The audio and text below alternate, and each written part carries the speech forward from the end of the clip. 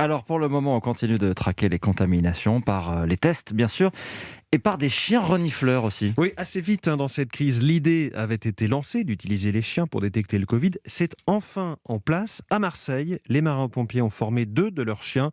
Ils sont aujourd'hui utilisés à l'aéroport Marseille-Provence. Stéphane Frangy.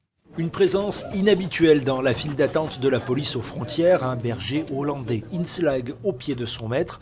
Pour les marins-pompiers, il s'agit d'abord de rassurer les passagers qui sont intrigués. Juste votre attention, n'ayez pas peur, il va vous renifler un petit peu. Vous inquiétez pas, il cherche des gens qui seraient contaminés au Covid, et uniquement ça. Puis Inslag, au passage de chacun, renifle les mains, les chaussures ou encore les bagages, sous l'œil du premier maître, Stéphane, attentif à la moindre réaction. Alors, elle ferait certainement un petit aboiement de ce genre-là, si elle venait à détecter le Covid sur une personne. Donc il faut que j'interprète un petit peu, voir les changements de comportement du chien. L'utilisation de ces chiens vise à la fois à renforcer et à simplifier aussi à terme les dispositifs de contrôle déjà présents auprès des passagers, selon le premier maître des marins-pompiers, Eric. On peut tout à fait avoir un test négatif 48 heures avant et être positif le lendemain. L'avantage du chien, c'est la rapidité d'exécution, c'est-à-dire qu'il va pouvoir remonter une file de 40 personnes en 3 minutes. Et le taux de sensibilité de ces chiens à la détection du Covid serait de 92% selon les marins-pompiers.